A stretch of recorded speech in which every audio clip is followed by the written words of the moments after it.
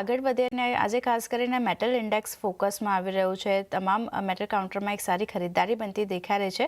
શું કારણો બની રહ્યા છે મેટલ ઇન્ડેક્સમાં તેજીના, તેની વિગતો લઈએ. સહયોગી શ્રદ્ધા આપણી સાથે જોડાઈ ગયા છે. શ્રદ્ધા, ગુડ મોર્નિંગ. જણાવો, મેટલ ઇન્ડેક્સમાં તેજી પાછળના શું કારણો છે? જી ગુડ મોર્નિંગ. આજે નિફ્ટી મેટલ ઇન્ડેક્સ જોઈએ તો આજે હાઈએસ્ટ ગેઇનિંગ ઇન્ડેક્સ છે. એના કારણોની વાત કરીએ તો સૌથી પહેલાં સિલ્વરની વાત કરીએ તો અહીંયા જે રીતે આપણે જોઈ રહ્યા છીએ યર ટુ ડેટ રિટર્ન 160%થી વધુના થતા જોવા મળ્યા છે.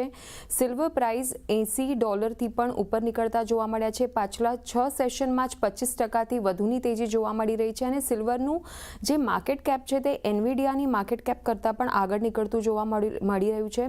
એનું સૌથી મુખ્ય કારણ છે સિલ્વરમાં જે તેજી જોવા મળી રહી છે, કારણ કે ગ્લોબલ લેવલ પર જે સપ્લાય છે તેમાં કમી જોવા મળી રહી છે. ગ્લોબલ સપ્લાય કન્સ્ટ્રેન્ટ જોવા મળી રહી છે અને સાથે જ એના લીધે ફિઝિકલ ડિલિવરીમાં પણ પ્રીમિયમ જોવા મળી રહ્યું છે.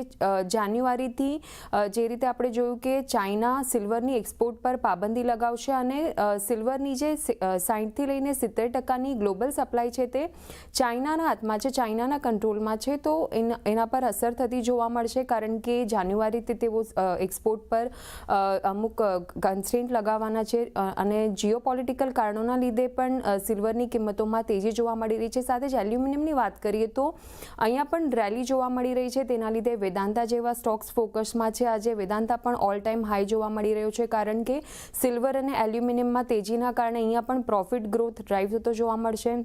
ત્યારબાદ કોપરની વાત કરીએ તો અહીંયા પણ પ્રાઇઝીસમાં લગભગ 8% જેટલો વધારો થતો જોવા મળ્યો છે. નવા હાઈ બનતા જોવા મળી રહ્યા છે અને વર્ષ 2009 પછી સૌથી વધુ ગેઇન થતું મેટલ જોવા મળ્યું છે અને આના લીધે હિન્દ કોપર જેવા સ્ટોક્સ પણ ફોકસમાં છે. તો આ રીતે જે મેટલમાં આપણને તેજી જોવા મળી રહી છે એના લીધે ઇન્ડેક્સ પણ આજે આપણને તેજી સાથે કારોબાર કરતો જોવા મળી રહ્યો છે. આભાર શ્રદ્ધા આપનો આ સમગ્ર માહિતી આપવા માટે. તો મેટલ કાઉન્ટર અને